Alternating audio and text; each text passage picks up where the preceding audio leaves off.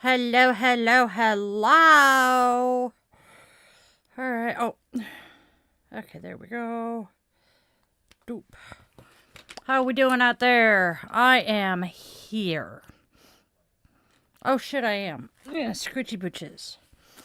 Went to stand up and go do something out in the other room this morning. Tripped over the strap of my backpack. Tried to fall over and break my nose. I'm having a great morning. There's a reason my backpacks don't live in here very often.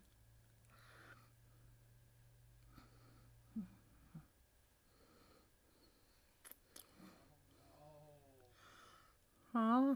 Oh.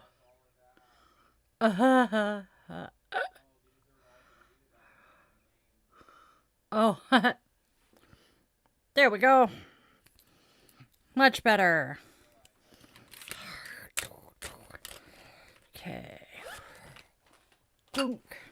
Glasses would be useful. All right, now while we wait for everybody to come in and get settled in, we will do our smidge bit of digital housekeeping and say, please be mindful of the energy you bring into my space. You will be respectful in my chat, because if you are not, Arnold and the mods will be finding you with the ban hammer. Hasta la vista, baby.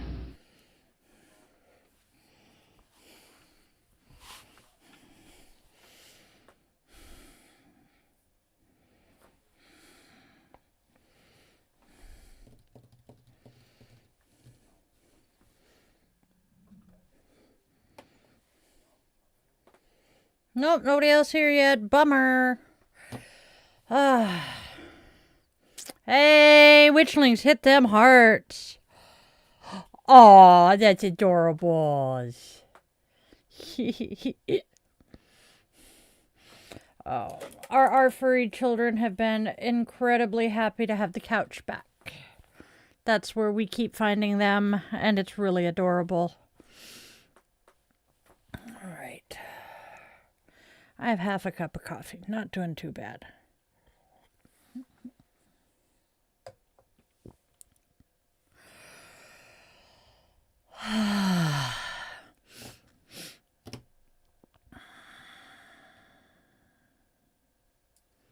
So, chit chat for a minute while we wait for people to come in. Yeah, do the whole like, share, and subscribe thing, my friends. It brings more attention to us. A little bit of chit chat. Hey, little bro. Little bro 2.0. I like it.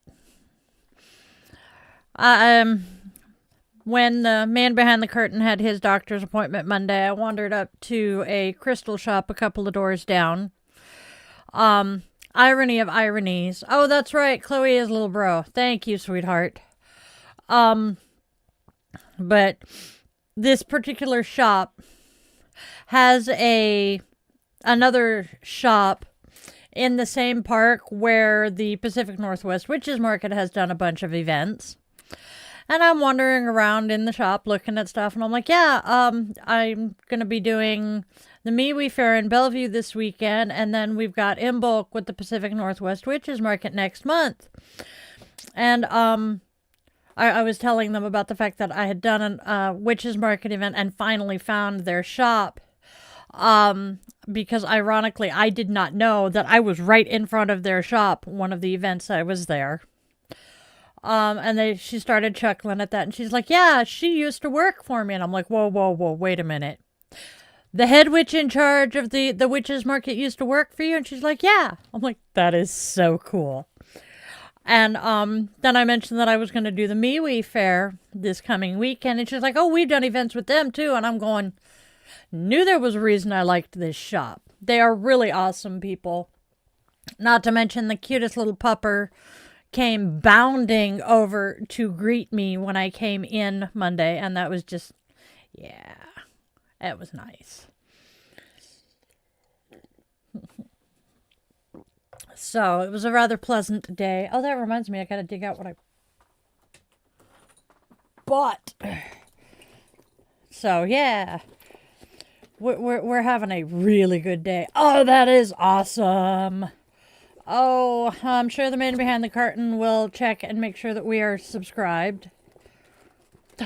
There it is. Haha. Yeah. That is true. All right. There we go. Oh, gosh. Here we go. Haha. You're so welcome, hun. Talking about having been into the shop, I remember that I didn't pull out what I purchased. More selenite. I love selenite. Okay. No, day before. And I told you about it when I did it. You just didn't remember. Oh.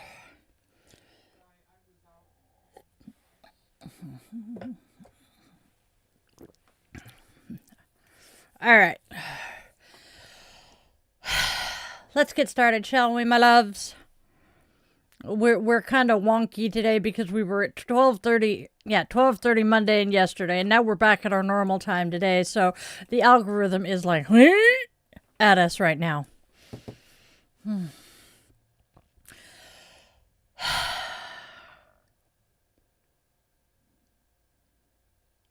Yeah, nope. Yeah. The NFL is strictly, well, no, I can't say it's strictly a United States thing because we have gone over to England a couple of times. But it's still they're both American teams. They're just playing in like London. I don't get it. Don't blame you. Oh, God.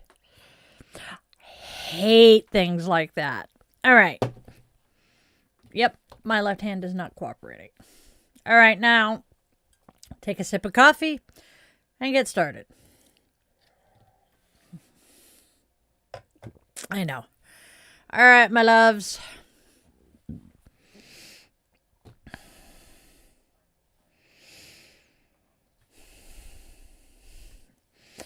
Today's episode explores inner alignment, resolution after conflict, and steady growth. Vesta guides our sacred fire, Sankalpa grounds intention, gratitude anchors us, balance tempers care, and Zen reminds us the path is already speaking.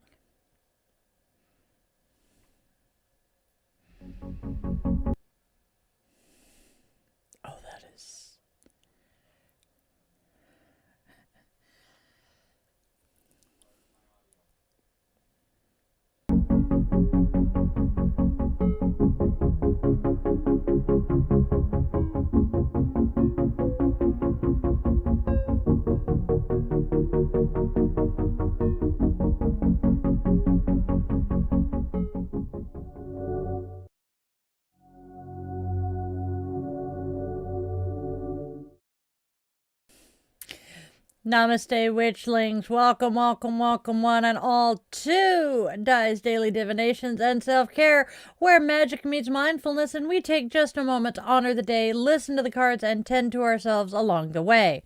Now, whether you are returning or joining us for the very first time, I am so glad you're here. Hey, hi, hello, and welcome. I am Di, your yoga witch and guide, and this is your daily pause for reflection, insight, and care. So go grab your favorite crystal. I am debating between a desert rose and a palm stone of selenite. Light your candle or some incense. Settle in with your coffee, tea, cocoa, or whatever brew is filling your mug today. And let's go step into today's wisdom and self-care together. Now, if this space resonates with you, don't forget to do the whole like, share, and subscribe thing. It helps our Witchling community continue growing. And speaking of growing,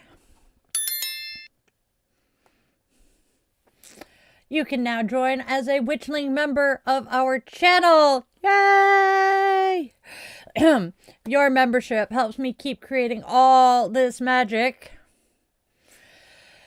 And it lets us stay connected in deeper, far more meaningful ways. So if you feel called to support our channel and you have the disposable income to do so, maybe you would like to step a little closer into the coven here, go ahead and tap that join button and come on in.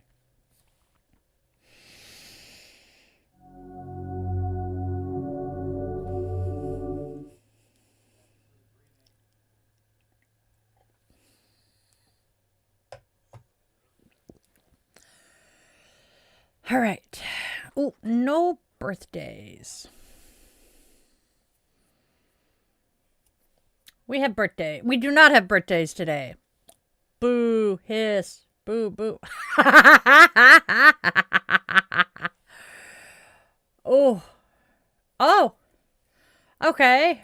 So how did you do on the math test? And Mimi, oh my God. The number of times Sarge has done that. The snoot swipe, yep. Although I have to admit, I think my favorite one was my witchy baby Aspen was watching one of my YouTube shows, and their phone Bluetooths to their hearing aids.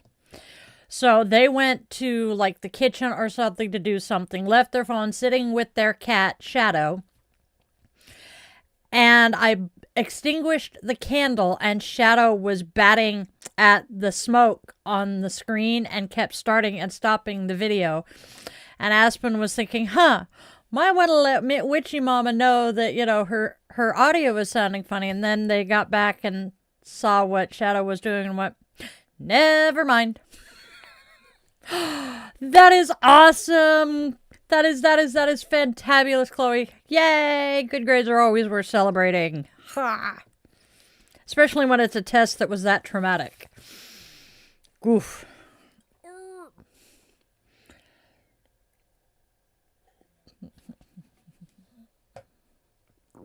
Okay.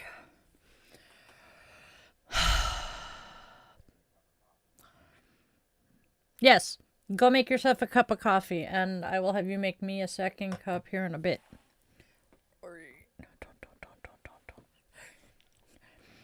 That's usually the way it goes, hun. It's so freaking traumatic, and in the end, it ends up being really worth it. Dun dun dun, green giant. You cannot take me out in public. I'm doing super freaking stellar. God. All right, trying to clean up my mess a little bit here. My doctor's appointment yesterday went well. We are trying to figure out if we can just release the muscle that is causing the pinched nerve or whatnot. So I love it. It's a tarot card and it says the stoner. I figured it was appropriate for me, considering I use it as my medication, and well, this is what we do every day. Hey, John, welcome in. Dude, John's got the good stuff right now. He's got some really awesome anti-nausea meds on board. He is one lucky mofo. Hey, Polly, how are you doing today? Doop. Snippity-doo-dah. Ha ha. I gotta flame the candle a little more. Melt that shit. All right. Flame on. Oh.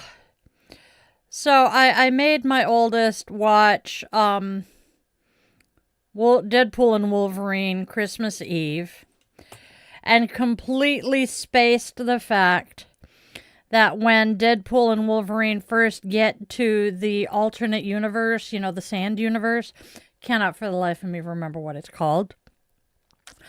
They run into Chris Evans, and everybody assumes when they run into Chris Evans that they ran into Captain America, right? And then he swears. Can't remember what word he used, but he swears. And then flame on and flames up, and everybody's like, oh yeah, we forgot he was Johnny Storm before he became Captain America. So that was amusing. Why did that come to mind? I can't even remember why that came to mind. Damn it, flame on. Yep. And that's why when he swears, everybody's all shocked in the theaters. And then when he gets killed, everybody's pissed off because, well, Deadpool just got Captain America killed. Yeah. And then you watch the movie and you watch the ending post-credit scenes, and he says, see, I did not get him killed. He did it to himself. He just egged him on a little bit to keep talking. Hi, Deadpool is a menace. Really? I think Ryan Reynolds does a really good job as Deadpool because he just, yeah. Other than I always envisioned Deadpool's voice being more like Hugh Jackman's, he does a really good job at it. And he's been such a huge fan of the character since he was a kid. I mean, it's very similar to Nick Cage playing Ghost Rider. And I don't know. I know there are a lot of people. I know there are a lot of people out there who say Ryan Reynolds is not a nice guy, not the nice guy that he portrays himself to be. Oh, thank you, babe. But now see, I see the whole Blake Lively thing as him standing up for his wife who was treated like shit. I don't know all of the details there, but I'm going to be looking into it more. Do what? Yes, Polly. We're discussing the Ryan Reynolds and yeah. Okay. Nope, don't put that away, Dad. You still gotta light the candle. You're doing good. Yeah. I have heard. So, okay, I can accept that. He's... I do believe that he is not quite as easygoing and affable as he appears to be. Most people are not. Oh, let's get moving now that the man behind the curtain has brought me a fresh cup of coffee. Hey, celebrity gossip is fun. There we go. All right. We do not have birthdays today. Sad face. No anniversaries, no birthdays. Wow.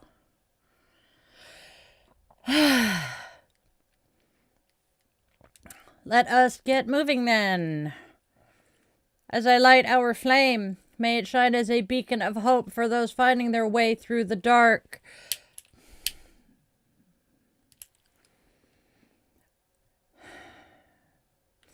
We hold this light in remembrance and solidarity with survivors and victims of gun and domestic violence, for our witchlings and their loved ones who are facing some difficult moments, keeping all of them within our sacred circle here.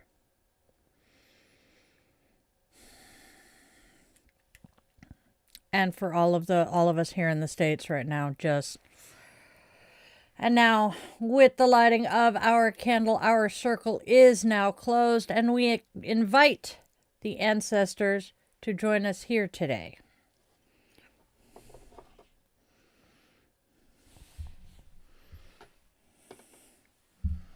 There is so much shit. Yes, thank you, John. I meant to add your cousin to this. May our candle light the way peacefully through the veil for John's cousin.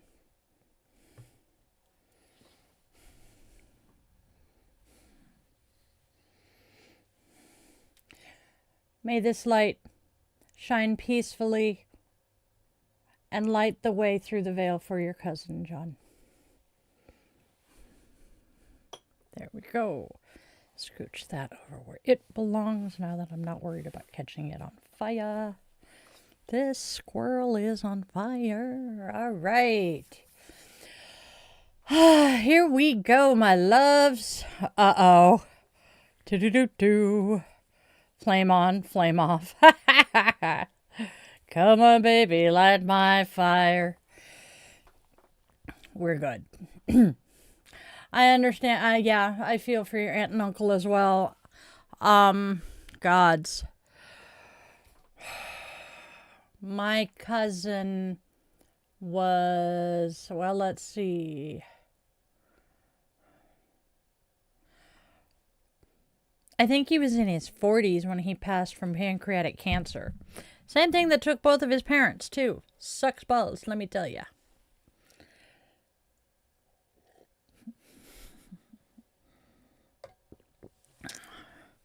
All right, my loves.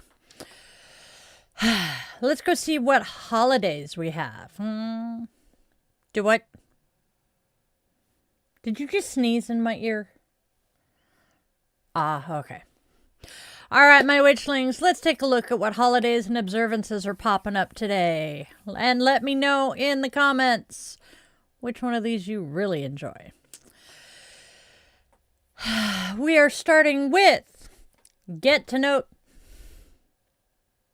Gotta remember not to do that. We start our day with Get to Know Your Customers Day. As a deeply customer-facing, community-rooted business, this particular holiday feels like a love letter.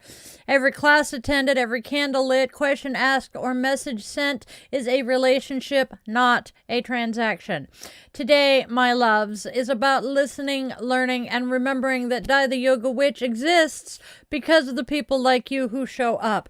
Thank you all for trusting me with your practice, your stories, and your growth.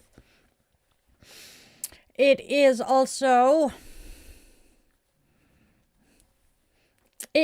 Humanitarian Day.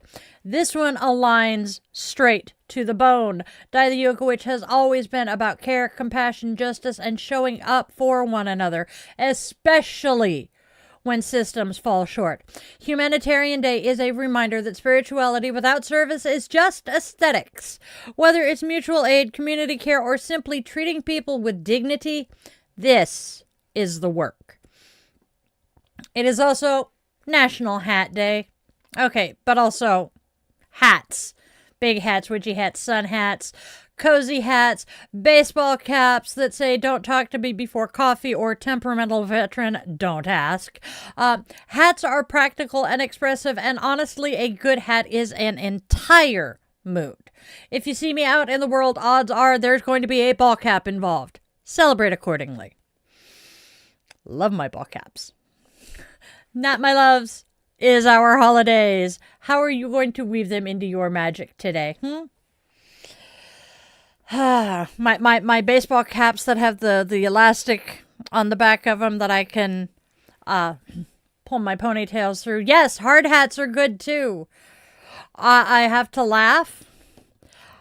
I have seen a few people riding bicycles here in the local area who, instead of wearing a bike helmet, they wear a hard hat. It's amusing.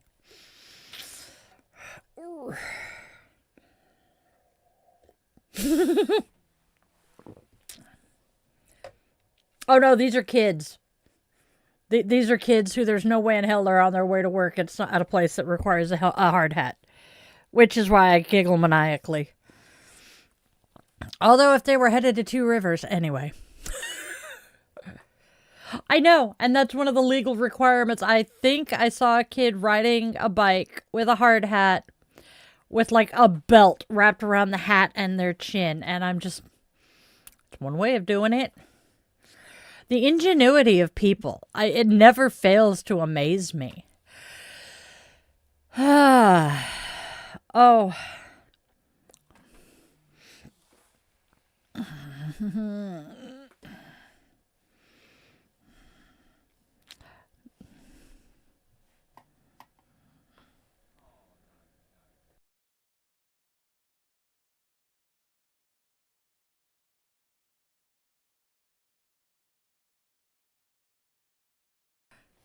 Okay.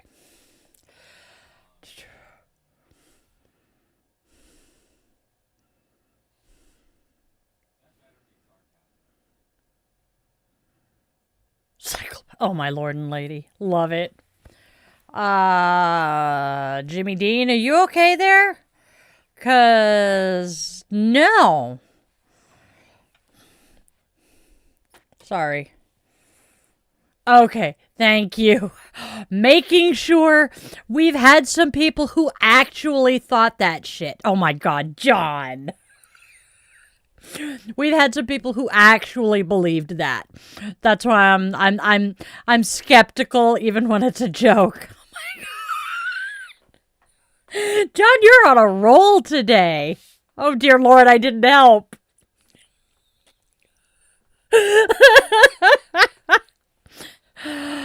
And this is why we love him.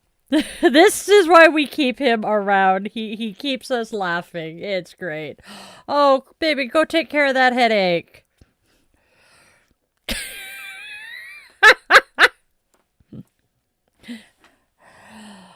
Oh, my word.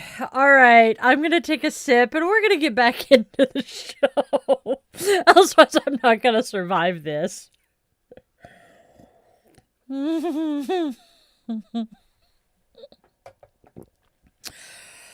All right, y'all.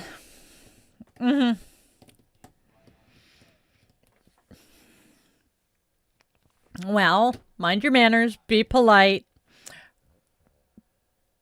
Be mindful of the energy you bring in here. We can be a little harsh on people who border on being rude.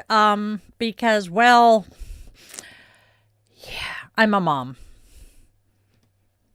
And I don't put up with rude people. Not very well. I got tired of that in the military. I'm actually kind of grateful I didn't make it very far in the military. I probably would have ended up doing the same thing my oldest brother did, and that would not have been good. All right, my loves. We have Goddess. That's right. So, quick reminder, we have reorganized the order in which we do all of our little bits here. So please bear with us. We're still learning. And we had some issues with technology that has just thrown everything all out of whack. So, life is good.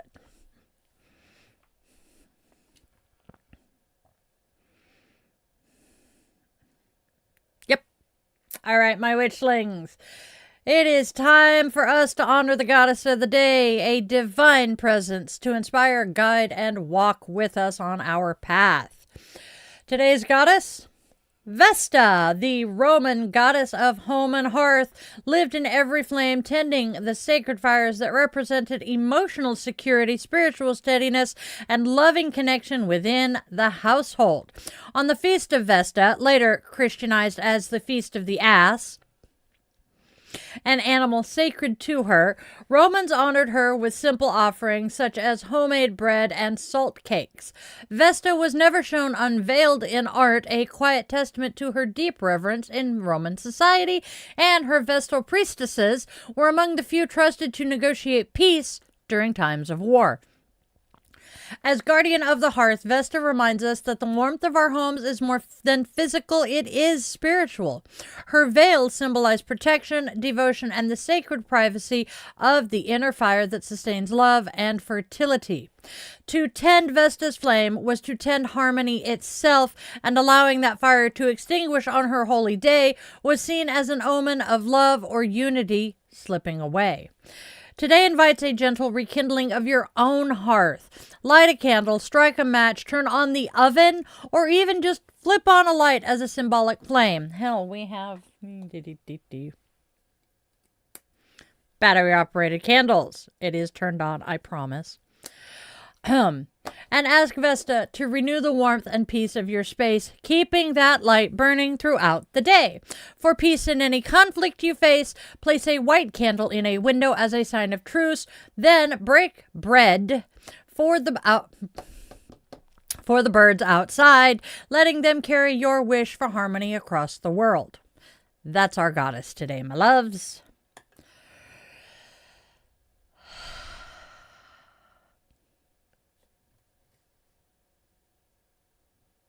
Goddess.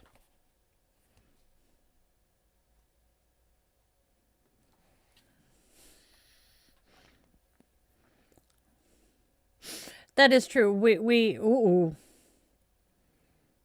Hello, Hazel.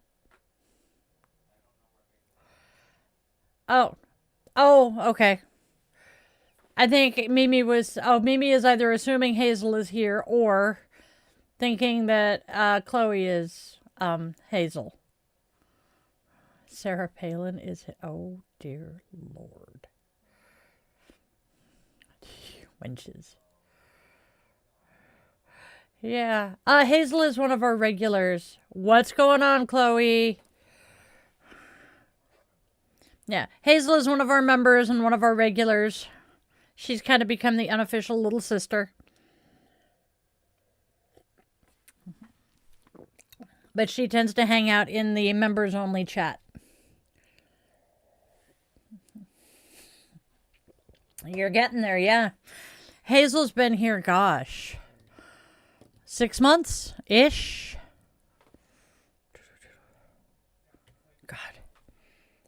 God. Boink.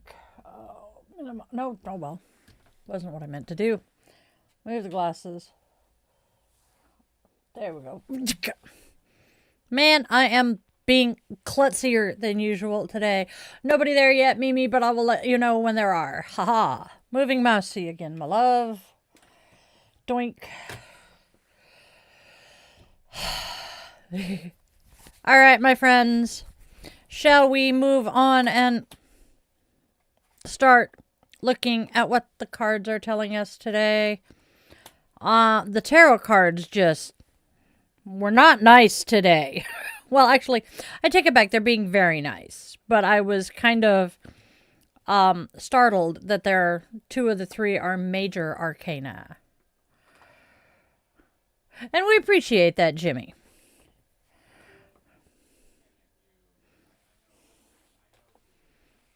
Mm-hmm. All right.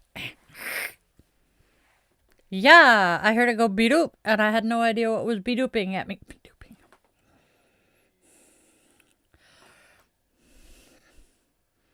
No. Nope, wasn't that noise. Oh, dear Lord. Can I have stuff back? Brat. Two of the three are major. And then the third one is reversed. Yes, I am. All right, you guys. Let's go ahead and let's see what the oracles have. All right, my friends. Take a listen and let me know what you guys think of this. Our first oracle today is inconsistencies, followed by inevitable,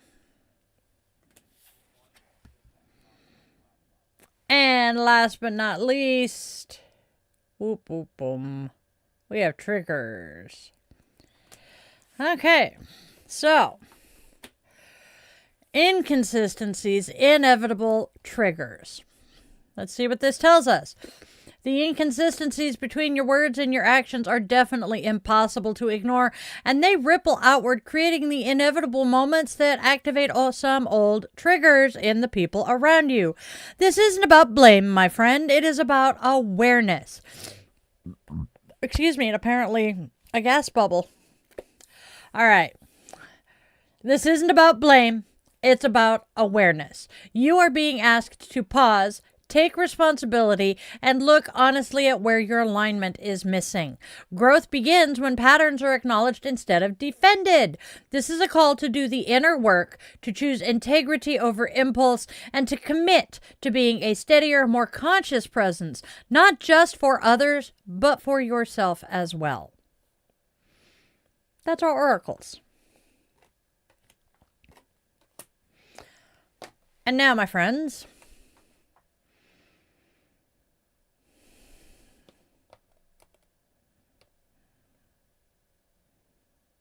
all right, there we go. Now it's time to see what the unicorns are telling us. A period of reflection leads to clarity, fairness, and resolution. Quiet inner work now helps ease outside tensions, bringing balance, calm, and some long-awaited relief after conflict. All right. Let's go. First card is the Hermit. When the spiritually unfettered unicorn comes to the inquirer with the Hermit card, it's an indication of time for reflection. This may come as a period of study and learning in order to better oneself, improving one's quality of life. Meditate, enroll in a course, or seek advice and direction from a learned source. Next, we have Justice. Dealings with authority figures, members of council, or legal matters pending. The outcome will be successful and fair. Equity, virtue, honor, and just rewards. Last but not least, we have the Five of Rods reversed. Relief. Calm after a conflict. Okay. So, our reading here opens with the Hermit, inviting you into a quieter, more introspective phase. This is a sacred pause meant for reflection, study, and intentional growth. Time spent turning inward so you can elevate your quality of life. This might take shape through meditation, formal learning, or seeking guidance from a trusted mentor who can help illuminate your path. Next comes Justice, signaling matters connected to authority figures, contracts, or legal or ethical concerns that are still unfolding. While these situations may feel weighty, the scales are ultimately balancing in your favor, and fairness will prevail. We close with the Five of Rods reversed, bringing reassurance that the tension and discord are easing. Resolution is close at hand, allowing peace, relief, and cooperation to replace conflict and strain. That is the tarot. And now, my witchlings, let's bring the Oracle and Tarot together into one clear message, a single stream of guidance flowing through each and every card. Drop me a comment and tell me what resonates here. So, the story begins with inconsistencies, revealing a gap between words and actions that cannot stay hidden. These mixed signals set the stage for inevitable consequences, moments where unresolved patterns rise to the surface and activate triggers, both within you and in those around you. This isn't punishment, my friends. It is feedback asking for honesty and accountability. Enter the Hermit, who urges you to step back from the noise and turn inward. Reflection, study, meditation, or guidance from a mentor becomes the medicine that restores alignment. As insight deepens, justice appears, pointing to matters involving authority, ethics, or fairness that are still in motion. Truth is being weighed carefully, and the outcome favors balance and integrity when you stand in it fully. The journey concludes with the Five of Rods reversed, signaling the easing of tension. Conflict dissolves as inner clarity replaces defensiveness, allowing relief, cooperation, and calm to take root where struggle once lived. That is our reading today. Wow, that's actually a really overall positive reading, isn't it? I'm happy. All right, take a sip. And then we have our affirmation.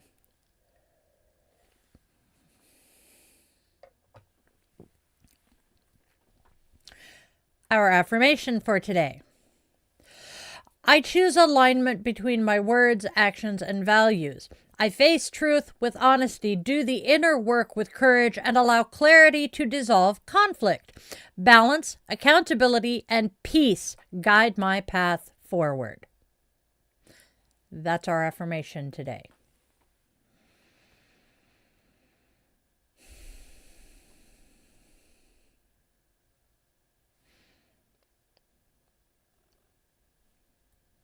Ha ha ha.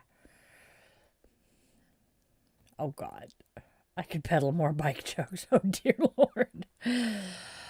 All right, so what happened, Chloe? You've got my curiosity piqued. I probably will regret this, but, Yep, I see Polly's in a hermit mood. I definitely feel that. I'm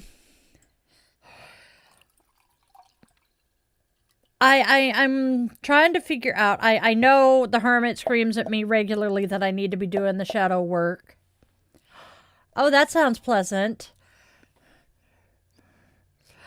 I live in fear of that one with these, when my doths. But I know the hermit screams at me regularly that I need to be doing my shadow work. Trying to get that to be a more regular thing. But hearing that for at least somebody that calm is coming after the storm is actually really nice to hear, especially in the current climate, and I don't mean weather.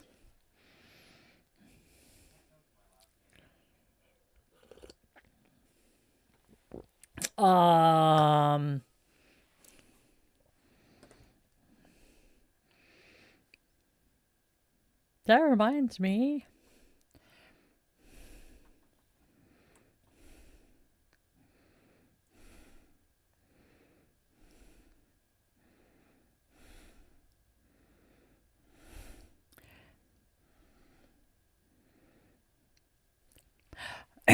Oops. The man behind the curtain. The man behind the curtain reminded me that we have someone stopping to pick up meds for us today. And I had to make sure make sure that she had names and birth dates. Hey, Andrea, good to see you. I'm glad your wife is enjoying having a job. We'll work on reframing how that happened. But we'll get there. Hey, Tug Blaster, how are you doing? Chloe is little bro, Andrea. She's not using her regular account tonight. All right. I am in a good mood today.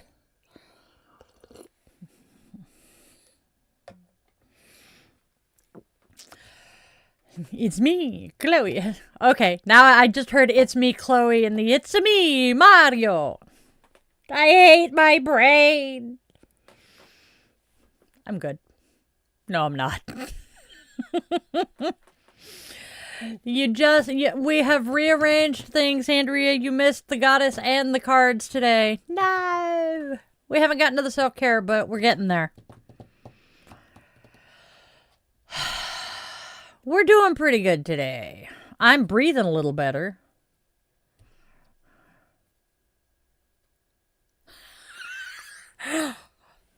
Oh, that is amazing, Chloe. I love it. Oh, no, this isn't a woman brain thing. This is an ADHD 80s kid brain. There are certain cultural touchstones that just stick. Case in point, Facebook, some group on Facebook dropped a reel with a freaking chewing gum commercial from the late 80s, early 90s. And I sang along with the entire thing. And when it ended, I'm like, I just sang every fucking word. Can't remember my kid's name half the time, but I can sing every word of a commercial that I have not thought of in 35 years. Reply to my comment from a friend of mine, thankfully, was like, yeah, I just did the same thing. And I said, yeah, we're getting old.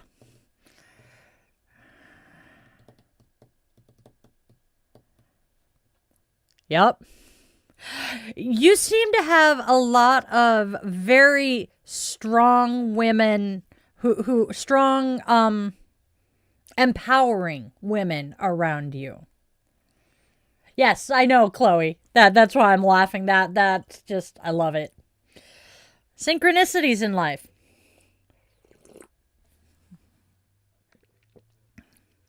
Yep.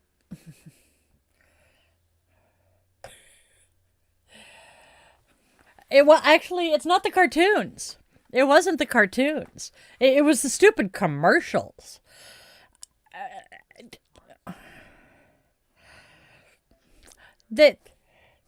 Especially the cartoons from the 80s weren't as much educational or brainwashy as simply trying to teach kids the morals and ethics that our parents weren't, because our parents weren't around. So, I mean, G.I. Joe, that's, and now you know, and knowing is half the battle. I mean, Mask was always the good guys against the bad guys, and there was a moral at the end of that one. Care Bears, Strawberry Shortcake, My Little Pony. Yeah, G.I. Joe was awesome. I mean, all of the cartoons we watched as kids were trying to teach us love one another, have empathy for one another, do the right thing, all of that shit.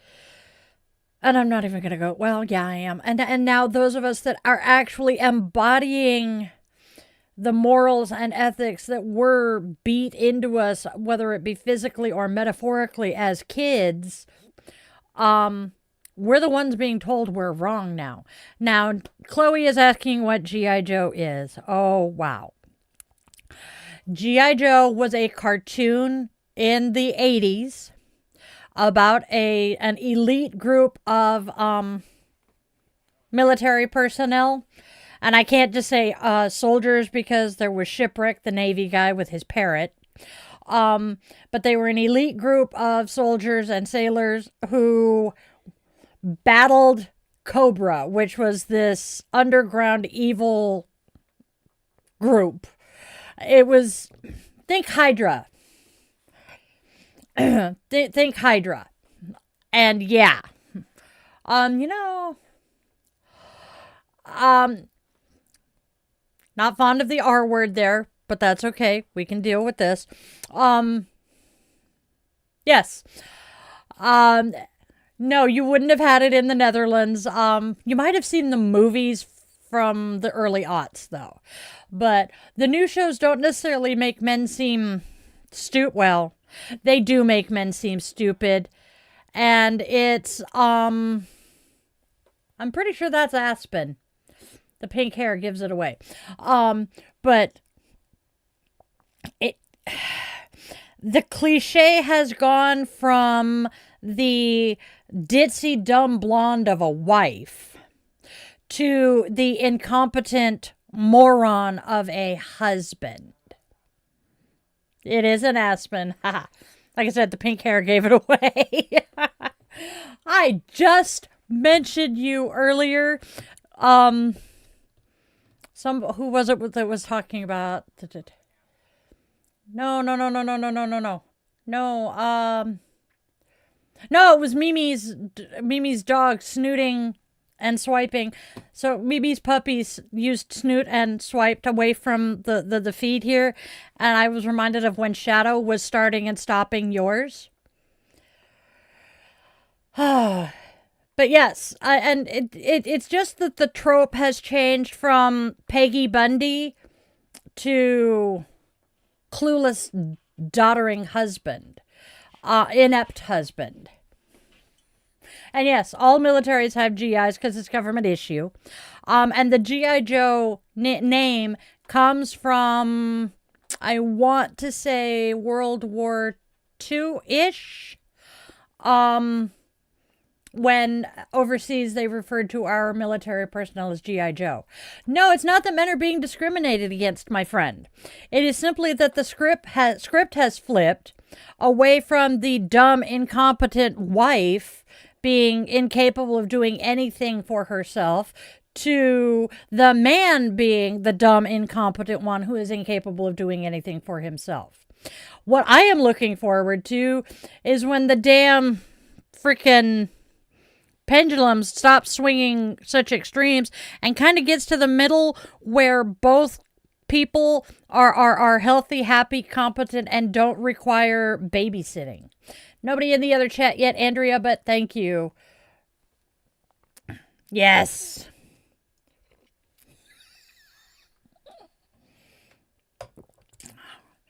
Poor Jenna. Jenna gets some of the most amusing pictures. That too.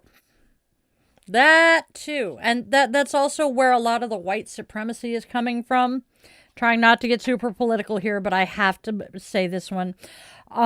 White men are utterly terrified of the marginalized communities getting into power because they truly are terrified that those communities are going to treat white men the way white men have treated them. Hell, there was a freaking social media post, I believe it was from the Muskrat, about how non-white men hate white men and want to eradicate them. And I'm like, really? They don't. They just want to exist.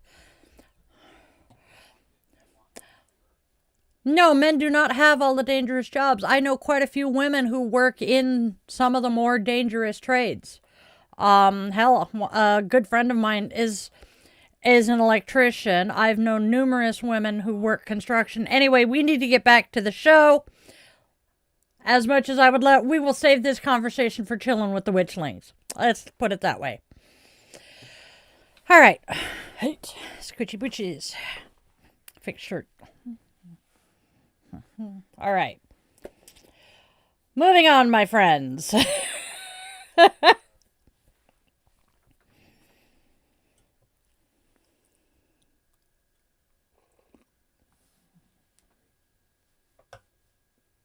Yeah.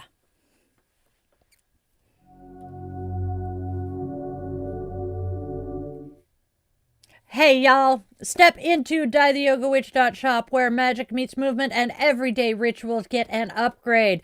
Browse my handmade, intention-infused jewelry and then snuggle up with Die the Yoga Witch mugs, yoga mats, t-shirts, sweatshirts, hoodies, pet hoodies, and so much more.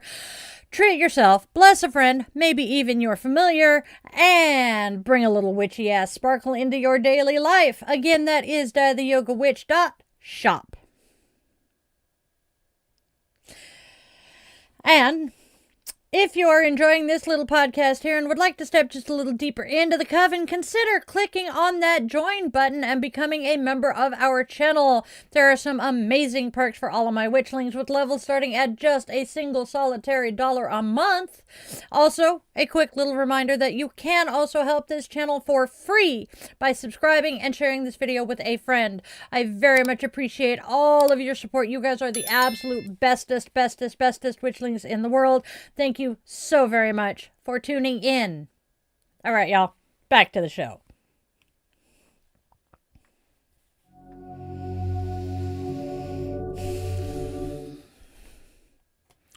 It is time for the Sanskrit bit. What? Oh.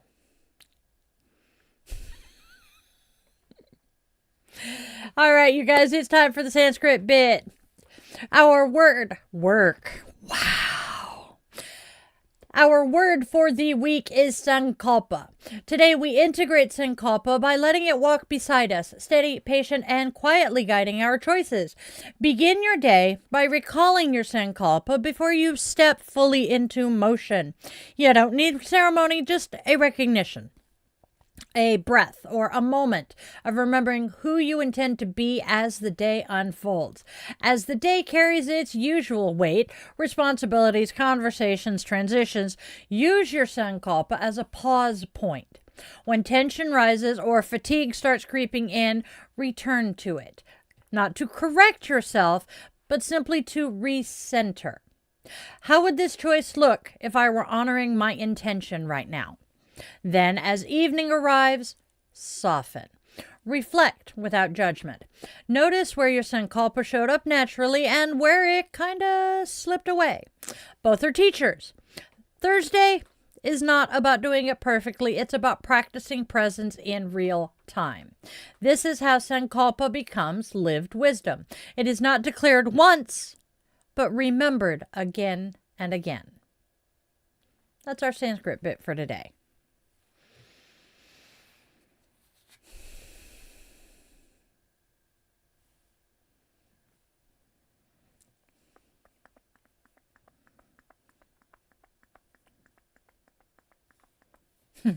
Uh-oh. Oh, God, wavy. Yep. Yeah, I could see that being wavy. She's adorable, though. Hey, Dallas. Okay, I from Louisiana. It's been a while since. Yep. Question: is it possible to be a Christian witch? Okay. My opinion, and this is my opinion, and I know many witches who do not agree with it. As the man behind the curtain said, we have a few here. I believe it is possible because what makes you a witch is practicing witchcraft, i.e. magic. And the witchcraft aspect of being a witch and paganism is the craft, whereas the pagan aspect is the religious side. So, you can be a Christian and worship the Christian God while doing magical practices. How many Christians do you know that manifest or use mantras or use affirmations? Those are all kind of witchy things. So, if you want to still honor your Christian heritage and your Christian faith while practicing magical practices, I think you can do it. Now, there are a lot of Christians out there who take that one verse from the Bible, thou shalt not suffer a witch to live, and the other verses that denounce witchy shit, and say that you shouldn't do it and you can't call yourself a Christian witch because if you're doing this, then you're going against Christianity, blah, blah, blah, blah, blah, or you're going against the Bible. I don't think so. But that is also because I ascribe to the theory of Bob, that it doesn't matter what name you call your deity by, we are all praying to the same deity. So if you want to do your own thing over here, go for it. As long as you are not intentionally causing harm to another person, I don't see how the Christian God is going to have an issue with it. My thoughts. Oh, go take something, Chloe. Yeah, Chloe's not having a good day. Let's see. Religion doesn't matter to witches. That is true too, but it does to many Christians. That's interesting. Well, you're referring to the Catholic Church. The Catholic Church rolled so many pagan aspects into their religion to make it easier to convert the pagans. But that's neither here nor there. That's another topic to discuss during Chillin with the Witchlings, because it's one of my favorites to rant about. Look at all the pagan iconography and shit in the solstices and the holidays and blah, blah. You know, I'm really hoping that Tug will be in here when we get Irish in here, because the two of them are going to have a gay old time together. That totally sounded wrong.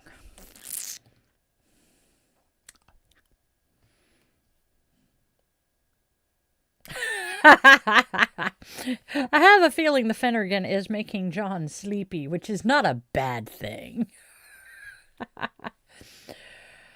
Yep. It can. It will. That's part of why it's one of my favorites. I have Zofran right at the moment. Want to have a gay old time? Of course you do. I love my family. I love my people.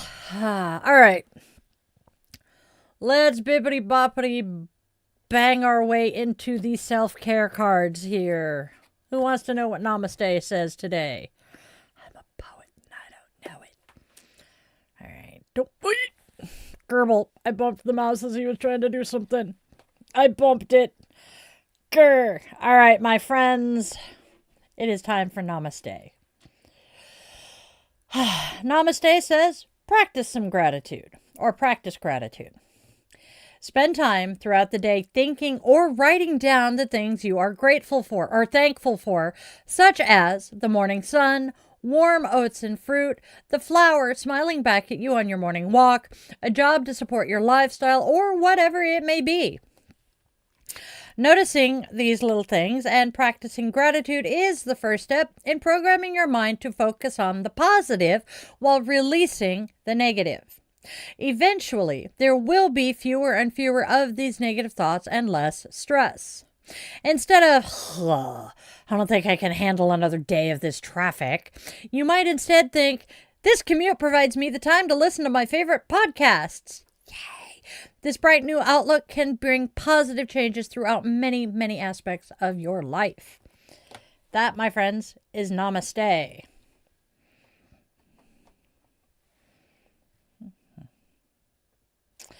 I love that. I love the Namaste card because I love the CBT, cognitive behavioral therapy. That's where you take the negative thought and replace it with something more positive, such as oh God, I can't deal with this traffic. But you know what? Sitting in this traffic means I can listen to my favorite audiobook or a podcast or just rock out to the good music that'll put me in a better mood by the time I get there. Or, oh, dear Lord, it's raining again. You know what? All of the rain that we have here in the Pacific Northwest is the reason we have all of the gorgeous greenery and the trees and that we do. So, yeah, it sucks that it's rainy, but I'm going to enjoy it later. I mean, there's always a way to flip some shitty situation to something positive. All right, moving on to self-compassion. Self-compassion asks us to find the sweet spot. What is an act of self-compassion and self-care that you can take today that is neither self-denial nor self-indulgence? That's our self-compassion. What is my act today?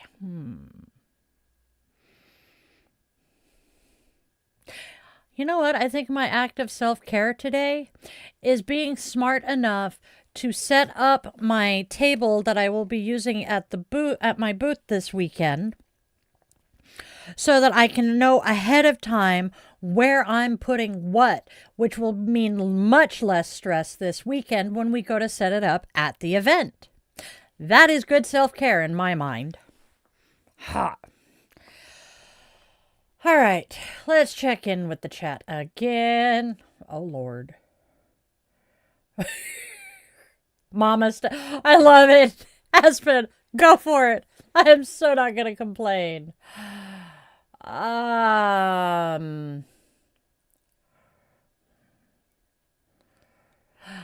White men actually didn't invent democracy.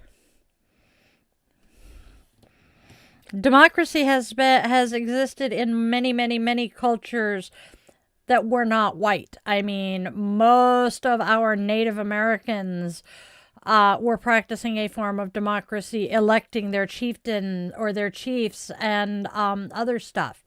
So,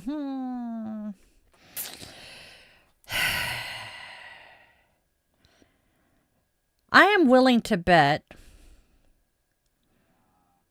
Thank you, Andrea.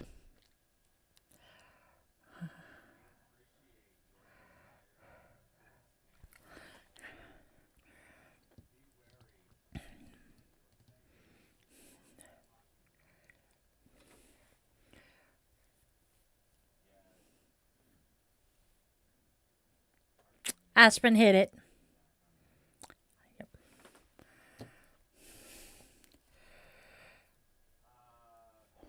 Which guys?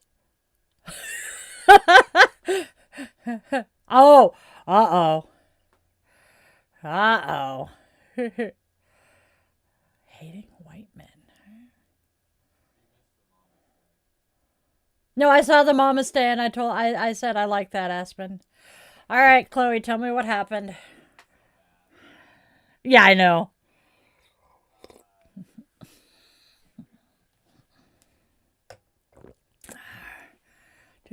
Do. Thank you.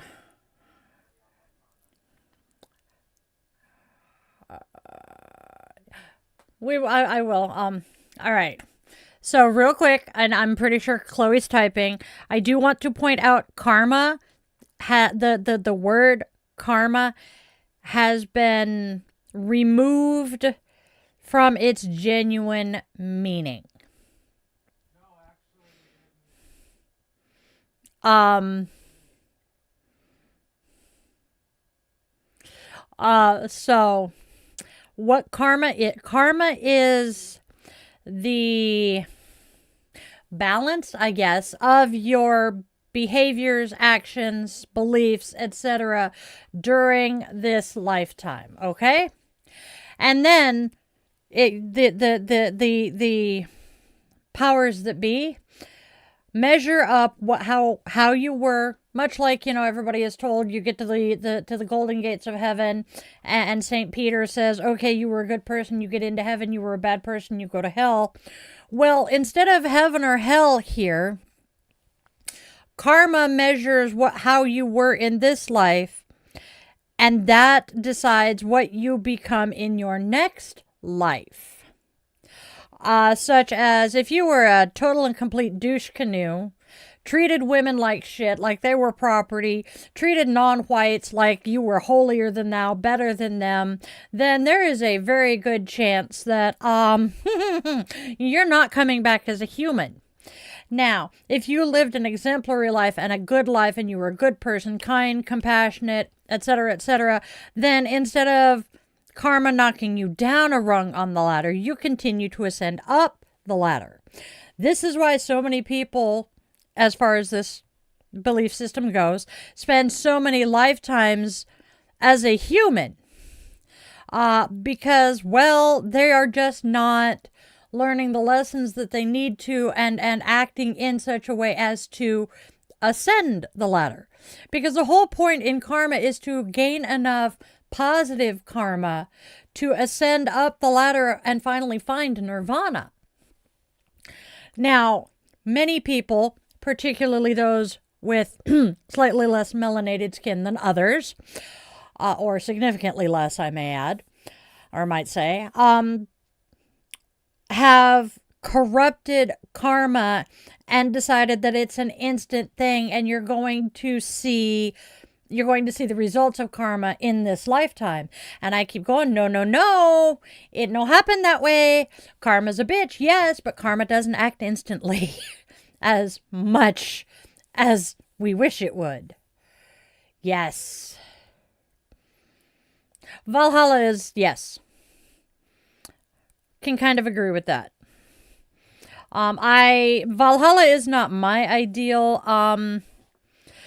I don't know where I'm going yet, but no, probably would not be karma. Now I'm going to go back and read what Chloe said. Calmer lizard, oi.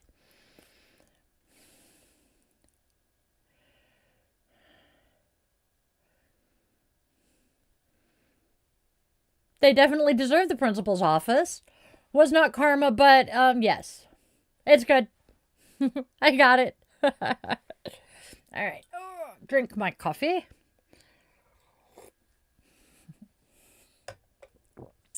No, what that is That is consequences for poor behavior that they thought wouldn't get caught. Love it. All right, my loves. Hey, guess what? Yep. So guess what? We have hit the very last page in the Little Book of Zen. So tomorrow I'm either going to start over or I'm going to grab the little red book of yoga. Haven't decided yet. Probably just going to start over. So, my loves, it is time now for our moment of Zen from the Little Book of Zen. We have a rather popular Zen Mondo today. A monk was anxious to learn Zen and said, "I have been newly initiated into the Brotherhood. Will you be gracious enough to show me the way to Zen?" The master said, "Do you hear the murmuring sound of the mountain stream?" The monk said, "Yes, I do." The master said, "Here is the entrance." Love it. And that, my friends, is our moment of Zen for today.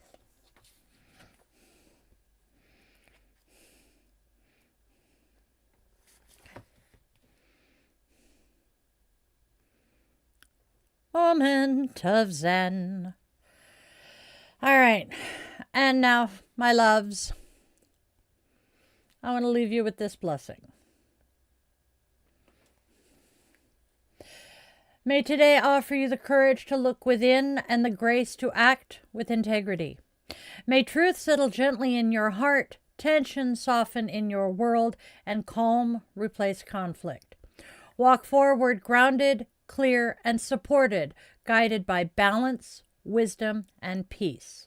Blessed be, and namaste, my witchlings.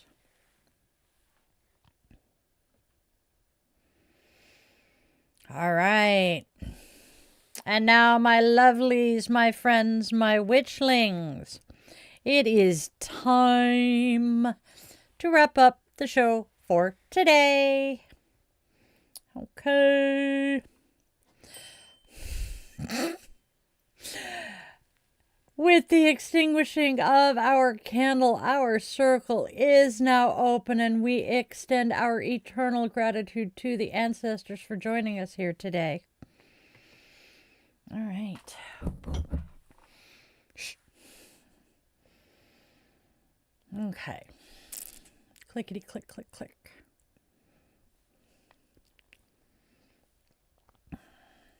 And now, my loves. Yeah.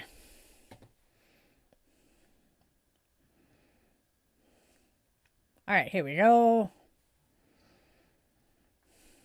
Now, my friends, before we go, just a quick little reminder that this space here exists solely because of our witchling community. There are no corporate sponsors yet.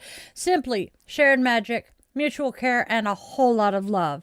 So let's do us all a huge favor and do the whole like, share, and subscribe thing. Go ahead and join the channel if you have the ability to do so and the desire. And please tell a friend about us. And now, my loves, it is that time.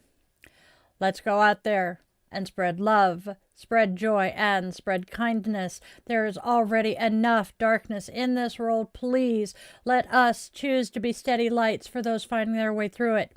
And then make sure you tell your loved ones in all their forms, 2 legs, 4 legs, wings, fur, scales, paws, or claws, that they matter.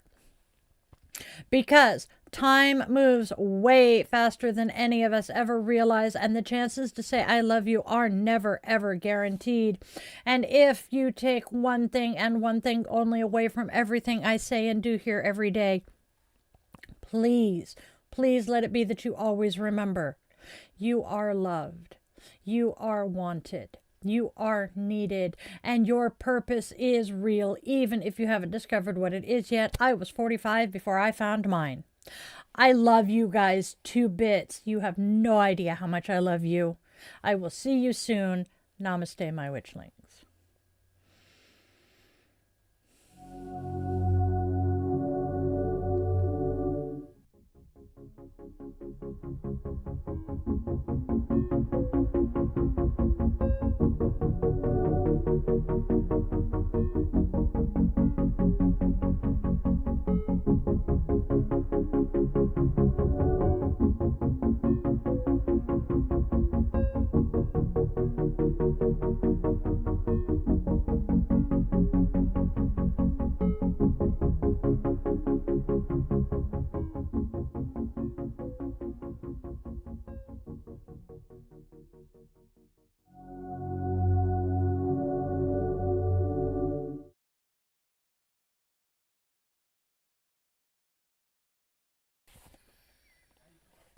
I forget that he keeps me muted.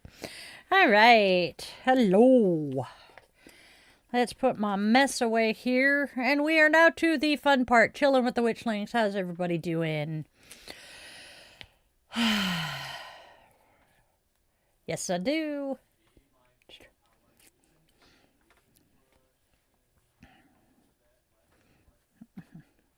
Yeah. Sounds like a plan.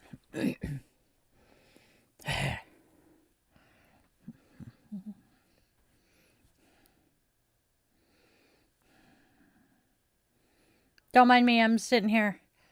Aren't they great? Unfortunately, they came from Zenny, and you are actually one of the reasons that I am not recommending Zenny as much anymore. You and your QPP. Uh-huh. Yeah, and then they came and found us on YouTube. It's a good thing I recognize certain screen names. I was just scrolling. I was scrolling through Instagram last night and came across Pinky's Pixie Dust, and I'm like, do they even still use that right now? I haven't seen anything in a while. But yeah, Aspen is one of the people who is the reason I don't recommend Zenny. Aspen has had issues with them saying, "Oh no, it's not what we did to your glasses. It's you."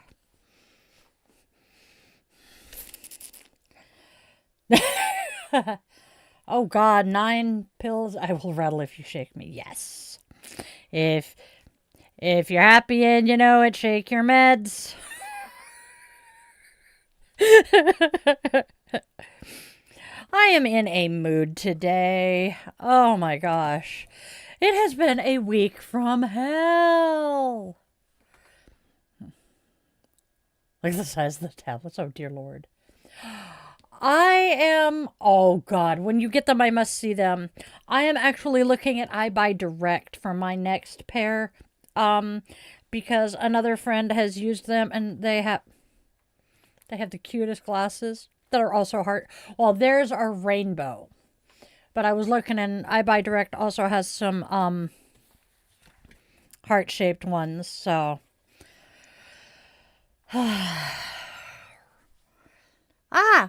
cool. Good to know that. If the two of you like them, and I know neither of you have the easiest prescriptions for your eyes, I will probably, because that means 3 people I like and respect are using them. Good. Doo, doo, doo. I cannot stop doing the dun dun dun and thinking green giant.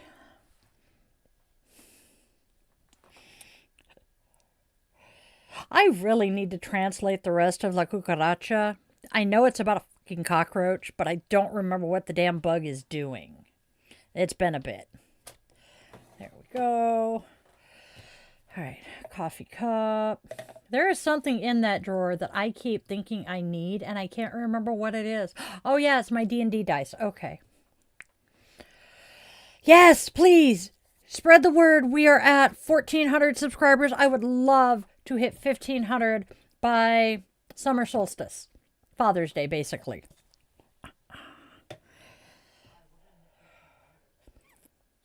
Or I meant 2,000. I said 1,500, didn't I?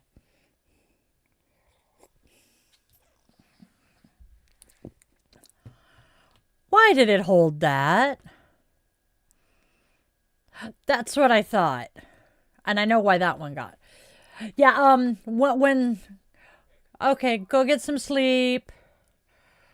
Go get some sleep. Chloe. Oh, no.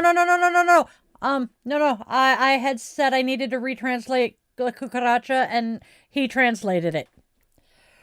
Oh, I am so sorry, Luthen. Achy. I don't like anything achying. So, Aspen, yes. Aspen's been doing the ba-da-bum-ba-bum-bum-boop. And I do when something that I dislike happens, I go ba-da-ba-ba-ba. Not loving it. I have made people laugh at me so many times with that one. Oh, dear Lord. Ow. Oh, my thighs are burning just thinking about that one. Ow. I don't do lunge. Well, okay. Warrior 2 is my favorite pose. So yeah. I bet. So I call it choreographing a yoga flow. I know it's not the right word. I believe the right word is sequencing, but choreographing sounds more fun in my head. I choreographed a flow. Mind you, I have POTS, so me having my head down at the floor with my ass in the air, not always the best idea. And I set it up to hold forward fold for like 90 seconds. Yeah. You and the man behind the curtain, he had similar shit happen as a kid, as a teenager. That is true too. Okay. Bum bum bum bum bum bum bum bum bum. Who are we teaching democracy? Hey, Anjishnu. That is a very cool name.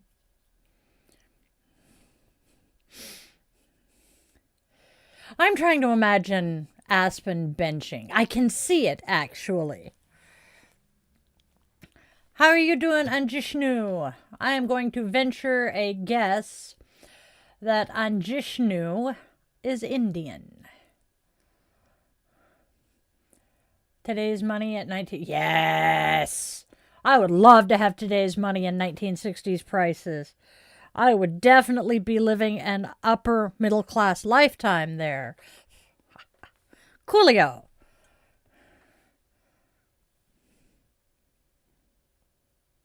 I wouldn't say confrontational. I know who he's talking to, and I live with you. You're not very confrontational. You do like to counter misinformation with accurate information, though. Yes, I am an American. I am Seattle adjacent. I live in the Pacific Northwest.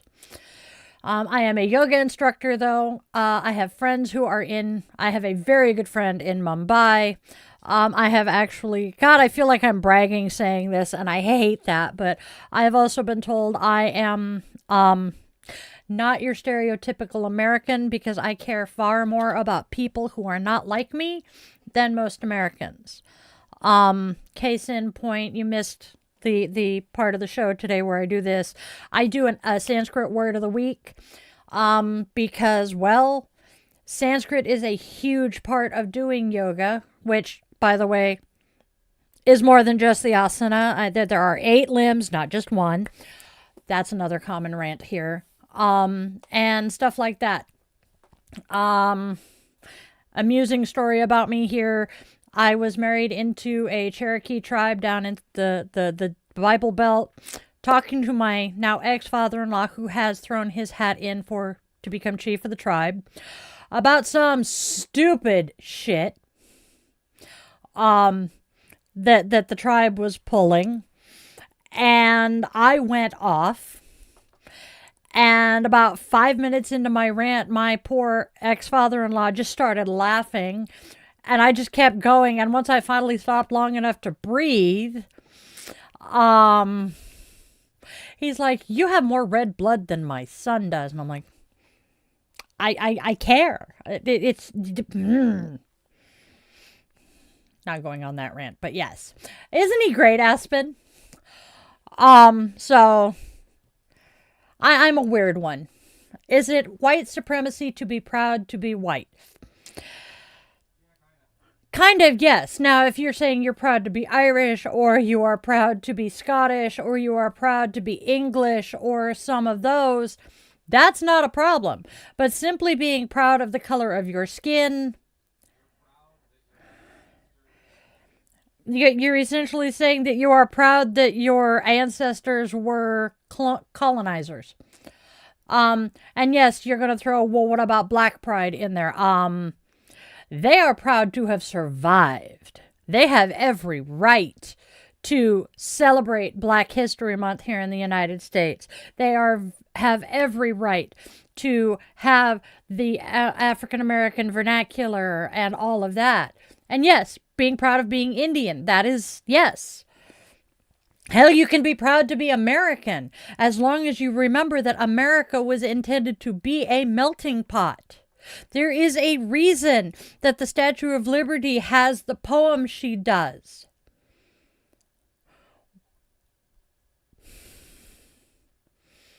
No, there is nothing wrong with being white. The problem is when you feel that because you are white, you are more important or better than those who are not, or you believe that your culture and your country's practices are the best and the only way for people to live. That is how we ended up with Native American children being ripped away from their parents, shoved into boarding schools, their hair cut and told their haircut put into white man clothing and told that they were no longer allowed to speak their languages. They had to speak English. That is how we ended up with millions of children that never went home. That is how we ended up with Asian people being forced. No. It's not even about what other white people did. It's more your skin color has no inherent value, so why would you be proud of it? It's like being proud to be a ginger or tall or have freckles. Now, I do know people who are proud to be gingers because gingers are dying out. But yes, that would be like me saying I'm proud to have brown eyes. There are certain things to be proud of. And those are usually things that you choose to do with yourself or for yourself. I am proud to be a college graduate. I myself am, I moved my hat. Proud to be a veteran, or, I'm proud to be a yoga instructor or a witch. These are all things that I put the work in to do. Yes, be proud of I think you mean accomplishment rather than acknowledgement, but yes. Being proud of something that you had no say in, such as where you were born, how you were born, the color of your skin, the color of your hair, etc., etc. That's no. Whereas I will say a slight modifier to that again. Being here in the States where we are such a melting pot, being proud of your familial heritage is a good thing. Because especially those families that have brought their culture here with them and still practice aspects of it. Excuse me. I, for one, am very happy for our Mexican brothers and sisters who brought their cuisine to the United States, as well as many of the Asian people who brought their cuisine to the United States. Hell yeah, I'm quite happy to have them here and celebrating their heritage and shit. No one's saying you have to feel guilty about things you had no say in. I'm willing to bet he's referring to things like slavery. And the fact that white people enslaved black people.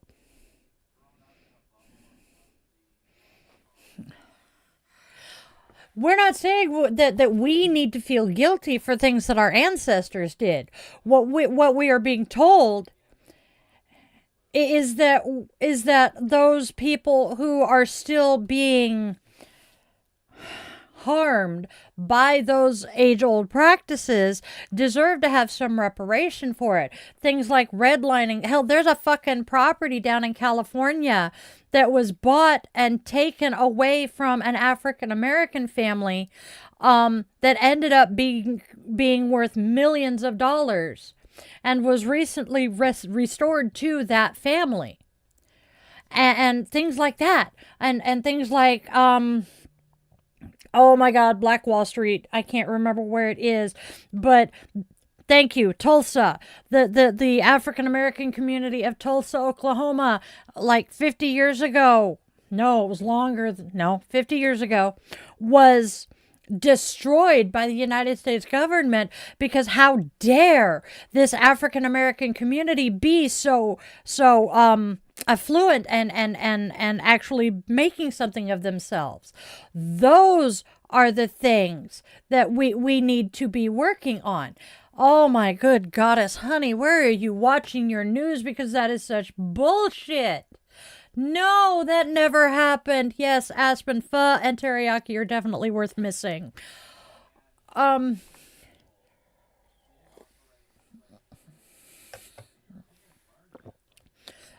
yes, the Africans, yes, they did have a slave trade of their own. Hell, they taught the white people, the Europeans, about it, and then paid the price.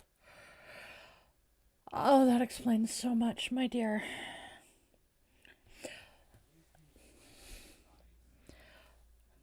Yeah. Yeah, Joe Rogan is finally realizing that ice is not all they're cracked up to be.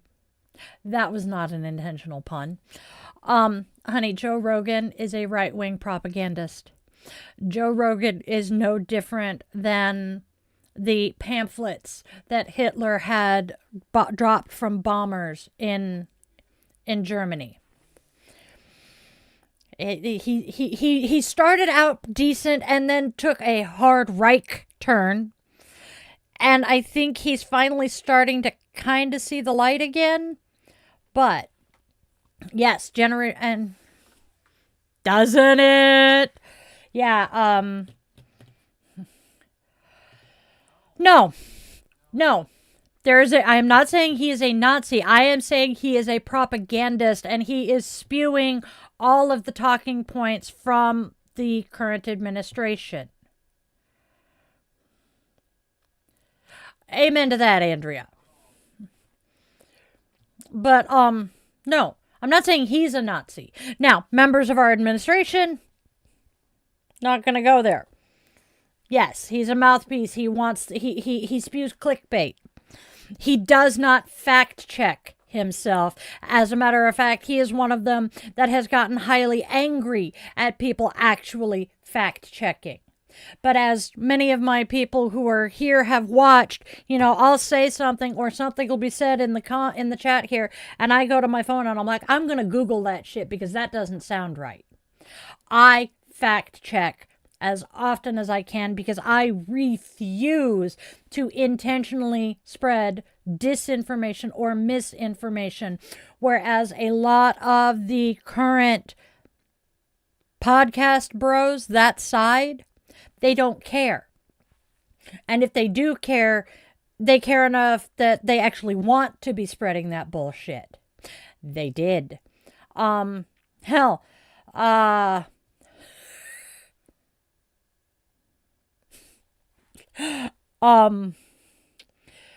Hitler. Okay, so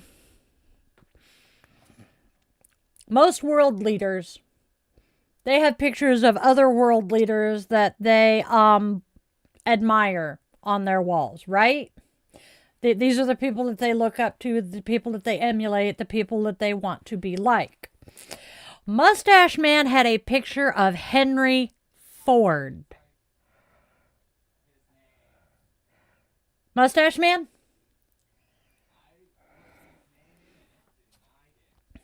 That's not surprising. Okay, what are you wanting to say about him? So you were saying the same thing I was. Okay, yeah. Mustache Man absolutely idolized Henry Ford.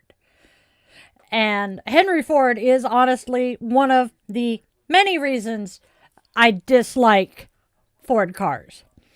But Henry Ford is the birthplace of a lot of the white supremacist propaganda we have here in the States. The man was an anti-Semite. He was an anti-Semite. He hated red people. He hated the Asians. He hated anyone who wasn't the same color as a sheet of paper. Mimi, I appreciate the fact that you know that you cannot speak on this topic without getting yourself in trouble. I respect that. Thank you. He actually would put one of his newsletters in every car he sold, and those newsletters were full of white supremacist propaganda. Babe, can you find a link to Chris and Rachel discussing her book? that we watched together, the one where they're sitting down together discussing it, which is where I learned of that.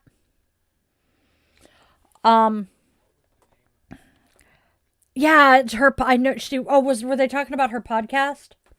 Hold on. I can pull up the podcast name simply by opening Spotify. It is Ultra. Something like that, yeah. So I highly recommend, if you want to deprogram some of this stuff or you want to fact check us, look up, you want to deconstruct, look up Rachel Maddow. Rachel Maddow is amazing. Chris Hayes, her dear friend and co-worker. If you are looking to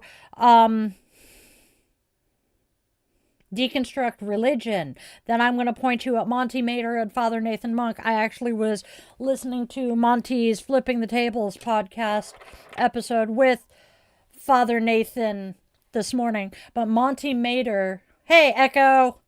Monty Mater was born and raised into the same cult as the Duggar family, okay?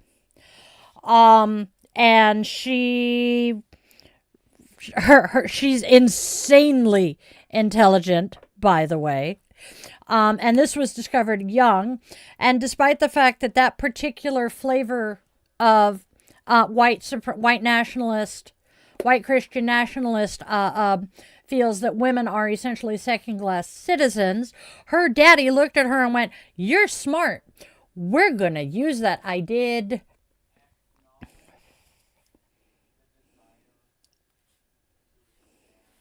Yes. I do very much so. Jimmy, I do want to give you credit here for the fact that you are here and you are listening and you are participating in a conversation. I am going to apologize if we are coming across as confrontational and aggressive, but it's one of those, whoa. Some of the stuff you're spewing is a little out there. It's very propagandy.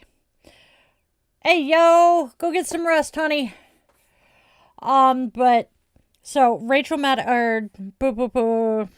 Monty grew up white Christian nationalist, very intelligent.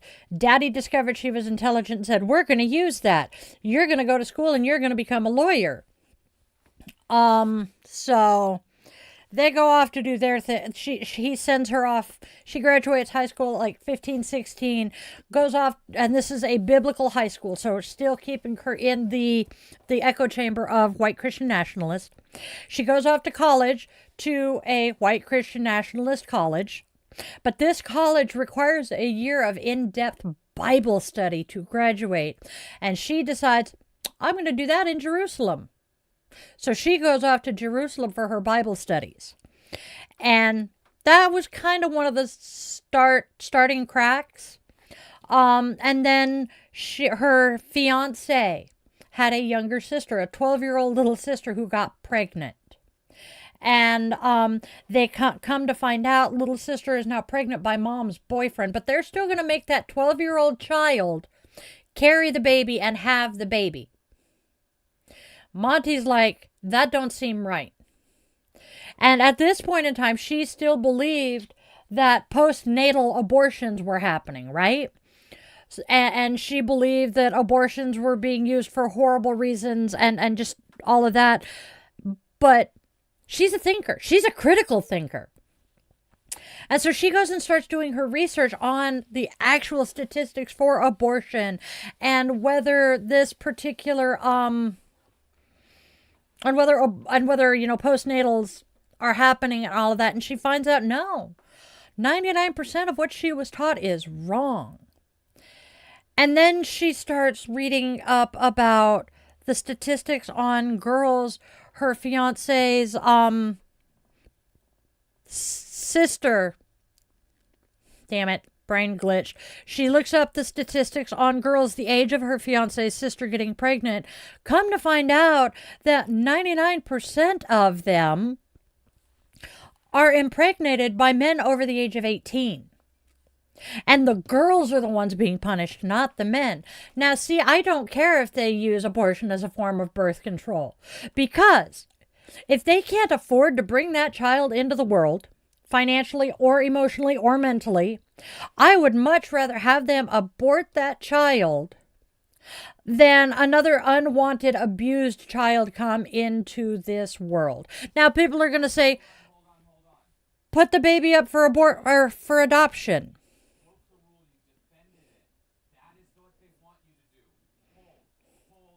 Okay. Oh, yeah. And thank you for that comment. I'm being reminded, how many times does it actually happen that it's being used for birth control? Very rarely, I'll be honest. But it is the woman's right to choose. And I would much rather, see them not carry the baby than have another unwanted child come in and end up in the foster care system. And then people's response to that is, well, put the baby up for adoption. I couldn't do that. I became far too attached to my kids while I was pregnant. Now see, what about the men who are getting the woman pregnant? What's their responsibility here?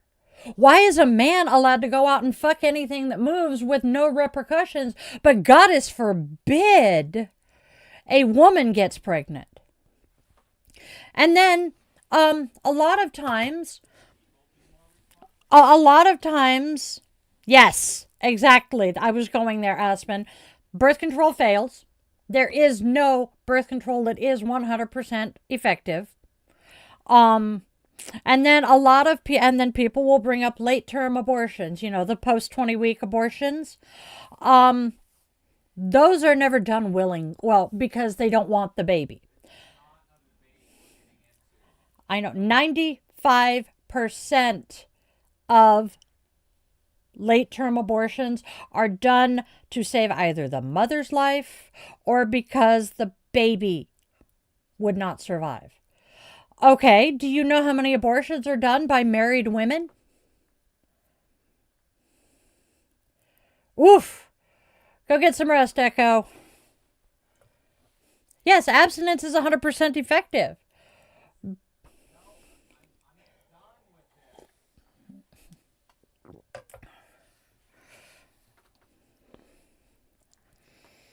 Abortion is healthcare.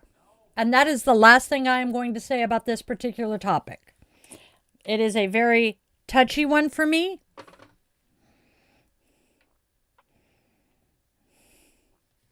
Because had my mother not been able to have one legally and safely 6 years before I was conceived, I would not exist.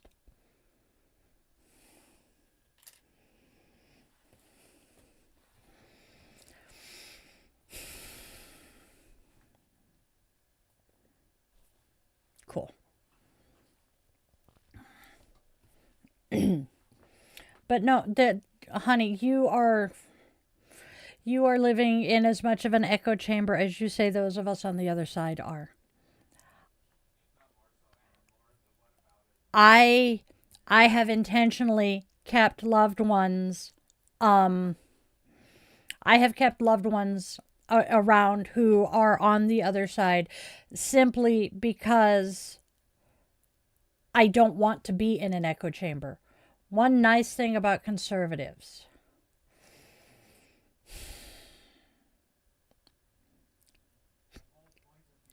They're human just like the rest of us. Yeah, the whole point of being conservative is not growing and changing and advancing. Yes, I will agree with that. Yeah, it's called a liberal democracy for a reason. I am trying to understand why, mind you, I grew up with extremely conservative parents. I'm trying to think of something nice. I grew up with extremely conservative parents. And I was taught all of the Bible stuff. My grandfather was a priest and my grandfather was an expert theologian, so I grew up with all of that. And I am trying to figure out why the people who taught me what would Jesus do, and I'm supposed to think, what would Jesus do before I make any kind of decision? And I was taught to love my neighbor as myself, do unto others as I would have done unto me. That which you do for the least of these, you do for me. These are all things that I grew up with. And when I start living by those morals and those ethics and actually taking that stuff to heart, why am I now the bad guy?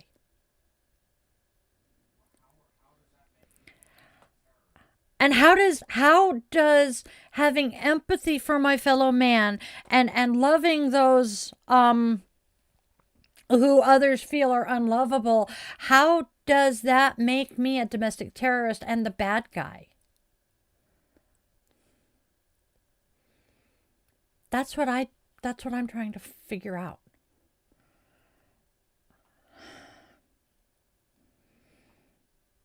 I don't get it. Because we are taught that loving someone else, we are taught by the Bible. I mean, the Bible preaches love. But yet when we love people who are different from us, and we want to show them compassion and empathy and acknowledge their humanity, we are told that we're crazy. I don't get that.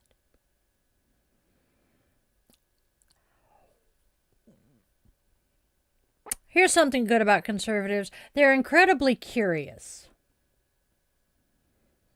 Can tradition ever be oh yeah, there's lots of good traditions. Many, many, many good traditions.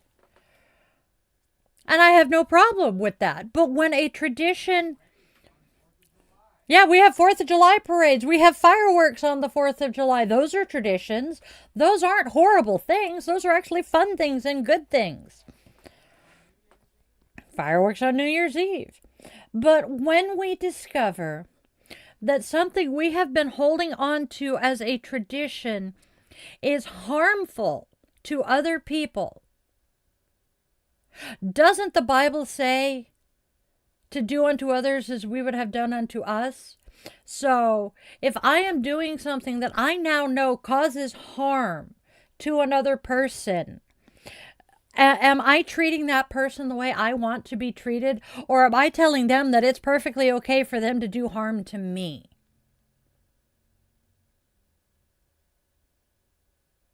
When a tradition says that because you don't look like me, you're a lesser person, that is causing harm to the person we are saying is a lesser person. Is that me saying it's okay for them to treat me like I'm less than they are? Traditionally, women stayed home and were housewives and homemakers. Okay, the current economy doesn't allow for that. So, is it okay for me to tell a woman who goes out and works that she's wrong for doing what she has to do to support her family, to keep a roof over their head and clothes on their backs and food in their bellies, because traditionally a wife stayed home? Or because traditionally a wife stayed home and the husband and father is the one who stays home in this family, is he the one that's wrong?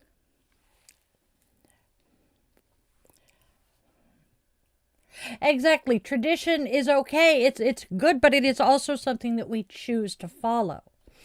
And I myself am choosing to follow a path that reduces the harm not only to my fellow humanity, to my fellow humans, but to other animals and to the earth itself. Yes, sometimes traditions are great and good, but sometimes they need to be retired because they are no longer useful or they have become actively harmful. And I think that's where a lot of, especially white conservatives, are freaking the fuck out. They are seeing all of these things that they grew up with white people being on top and being in power and everything, kind of shifting, and white people are no longer the most important. And they're freaking out because they know why what white people have done to those under them, and they honestly believe that other cultures and other people are going to do the same thing. It's possible. Or maybe your wife just wanted to have the knowledge that if something were to happen, she was going to be able to support and take care of herself. And it gives her a little bit more freedom to express who she is and what she is by what she does. I mean, I was a stay-at-home mom when my kids were little. Loved it. Did not want to let someone else raise my children. But I was very lucky in the fact that during that time period, my ex-husband was active duty military, so I never had to worry about a roof over our head or a paycheck. And then the husband after that was Zen. My husband made enough money that I could comfortably stay home with my children. But that is not for everyone.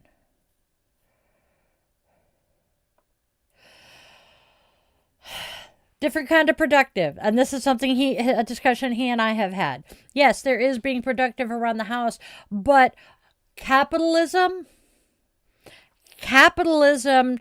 beats into your head that you are worthless if you're not clocking in to a 9 to 5.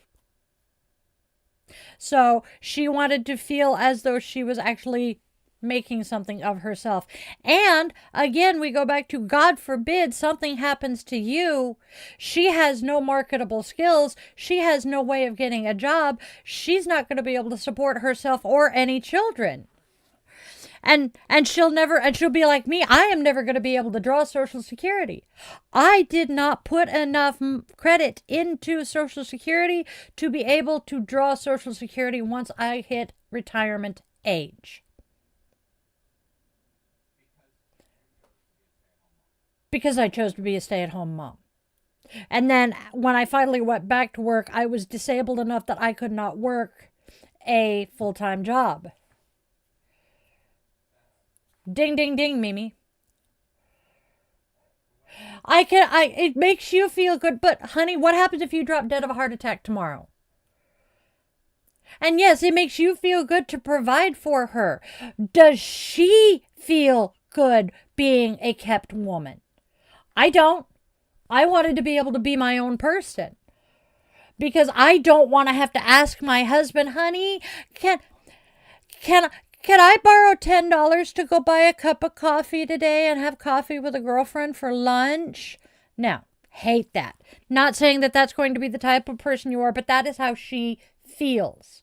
Because most of the men I have known who have a lot of the opinions that you have expressed in here are the type that that the wife had to ask permission to spend money that wasn't on groceries or household necessities. And what is more important, your feelings or her self-esteem and her feelings? Do her feelings matter at all to you? Because that's what I'm getting here is she was feeling stifled and had nothing to do during the day. And we get the messages, we women get the messages bombarding us constantly that if you sit on your ass eating bonbons all day and not going to work because you're a stay-at-home mom or a stay-at-home wife, you're useless and you're a drain on society. So she's getting conflicting messages. Have you talked to her and allowed her to be genuinely honest about why? Because there are a lot of reasons. Yeah, maybe she just wants somebody to talk to outside of you or people on the internet. And well, yes, you're going to say, oh, she can go out and have a girls' day with her girlfriends. It's different. She feels like she's contributing to society by having a job. At least that's what I did. It got me out of the house. I felt like I was being a contributing member of society. I was making other people feel good with what I was doing. Yes, I don't want a man to take care of me, and I don't want a man to feel like I have to take care of him. That's where we are right now. And I know exactly what you're saying, Mimi.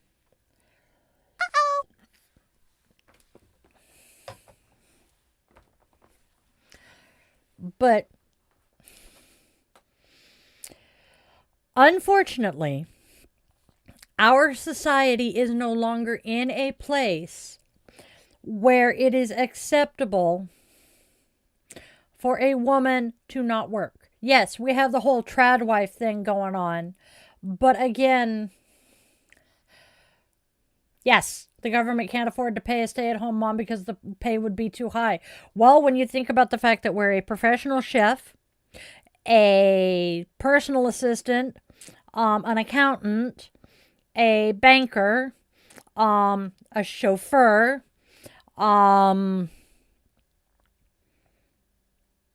housekeeper, nanny, gardener. Do I need to keep going? Just those, and those are and a household manager. You got it, Vicky. Okay. There is a number to average income for a stay-at-home mom. There we go. There we go.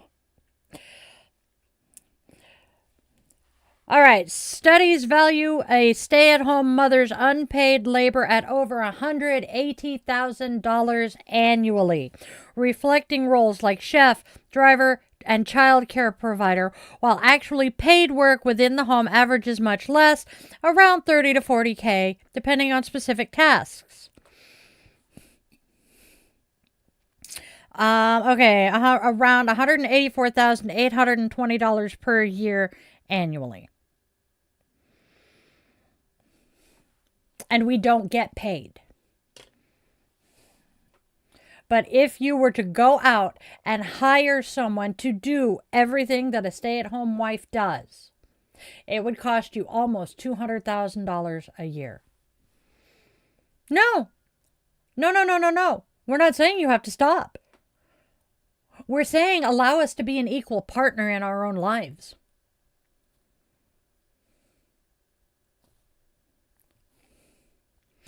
And you are also only looking at white people again.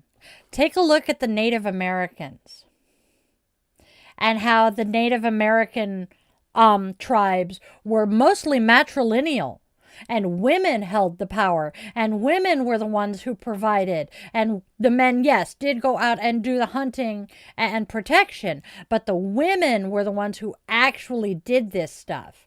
Yeah, I've thought that too, Andrea. But matrilineal societies tend to be more equally balanced between what the men did and what the women did, instead of men holding all of the power and women being second-class citizens. And matrilineal societies tended to make sure that credit was given where credit was due, and men did not normally take the credit for a woman's work. Hell,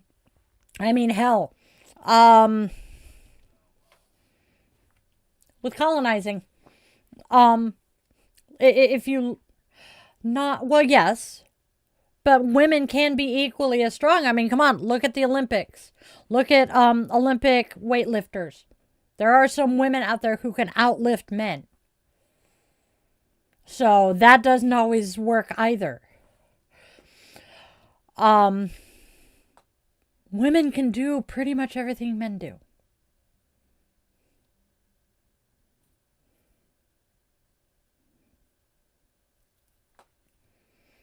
Yeah. I understand where you're coming from because my brothers think a lot the same way you do.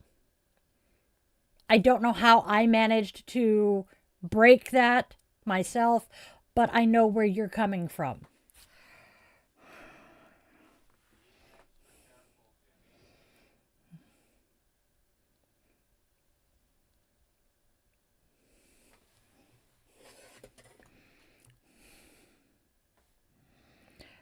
I don't think so.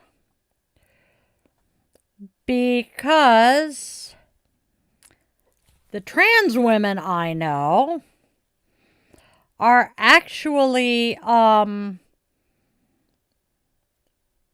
as strong as the average woman. All right.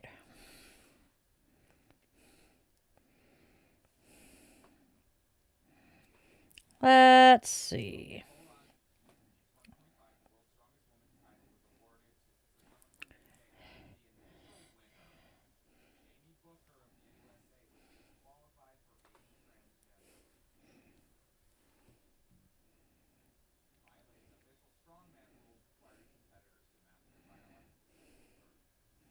Interesting.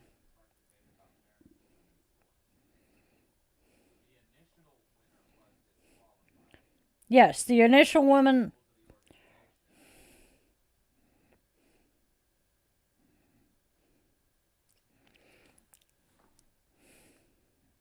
And it had nothing to do with her being trans. I mean, fuck.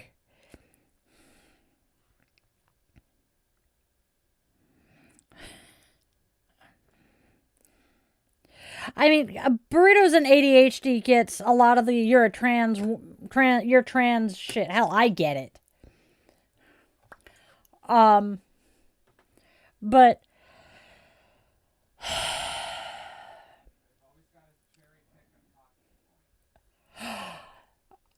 I am, but I'm not. I did mention his passing yesterday. I used to be a huge Dilbert fan until he went off the rails and went racist on us. Okay, when you start spewing things like the non-white races are lesser, you're gonna get called racist because that's textbook racism. And we're not saying you're bad for being proud of your heritage. You are saying, is it bad to be proud to be white? Yes. Now that being white is not your heritage. My heritage, I am Irish, English, Scottish, Prussian, German. I can be proud of those aspects. I can be a proud Celtic descendant. I can be a very proud descendant of the Pendragon clan. I am not proud to be white. There's a difference. Take pride in your heritage, not the color of your skin.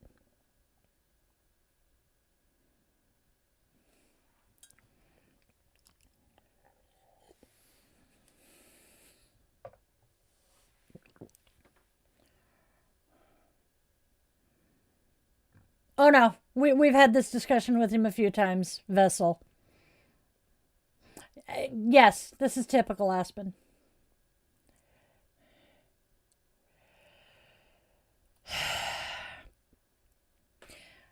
Estrogen neutralizes the benefits that a man gets from testosterone.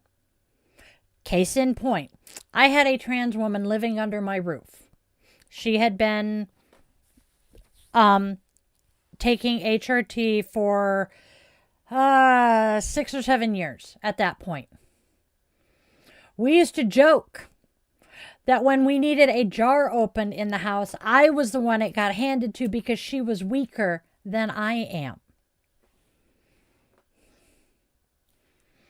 And I asked her one day because she did do a lot of stereotypically manly and masculine stuff. I'm like, okay, so is it true that because you are transgender and grew up and went through male puberty, are you actually stronger than your average woman? And she went, oh, dear God, no. I'm nowhere near as strong as I was when I was a kid.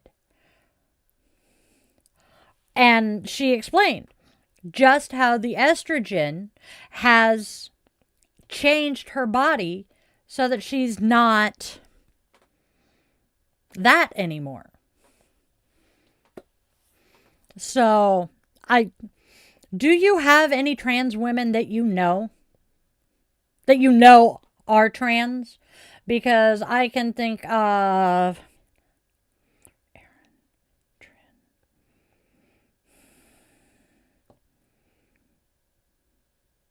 at least 4 off the top of my head.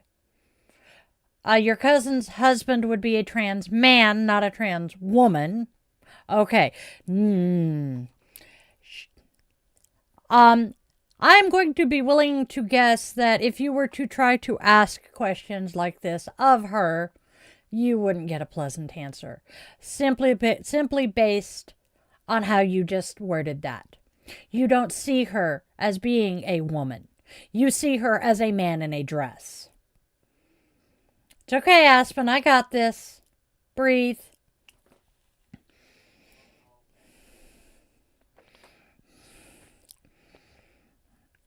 I am simply going to say there are transgender people in this chat right now. Okay. So she hasn't had the money to go out and do electrolysis and still has to shave. Okay. Hell, I know cisgender women who have better beards than my husband does. It's called polycystic ovary syndrome. My ex-mother-in-law's best friend. Damn, did that woman have a 5 o'clock shadow every morning. She had a thicker beard than my ex-husband. It was kind of impressive. But trust me, I knew beyond a shadow of a doubt that she was a cisgender woman. Shared a house with her. Lived through her periods. Yeah. So, facial hair doesn't mean jack shit. Hell, I have a mustache half the time. I just try to keep it waxed while I'm on camera.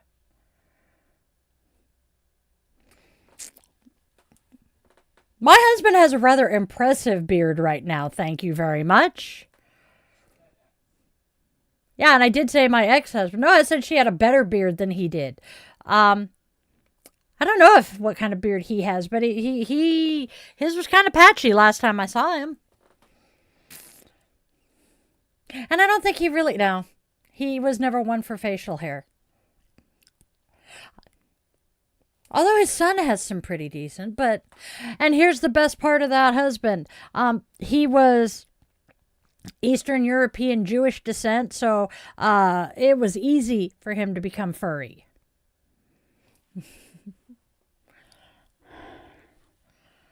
Yes.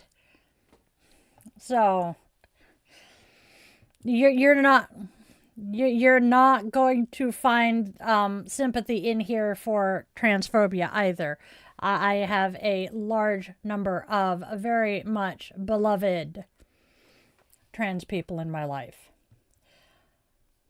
Some guys do, though, Aspen. I do know some guys who their beard is like something they're really proud of. Although a lot of them outgrow that by about 17.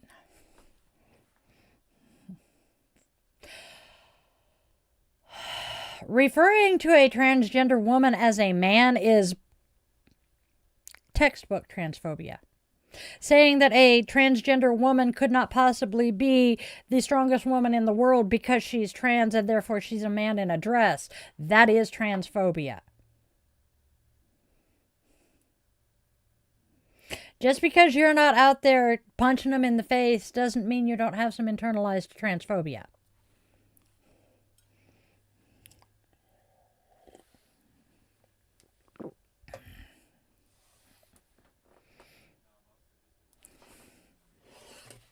That's true.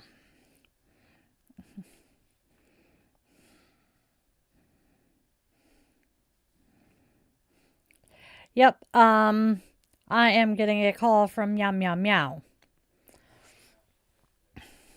All right.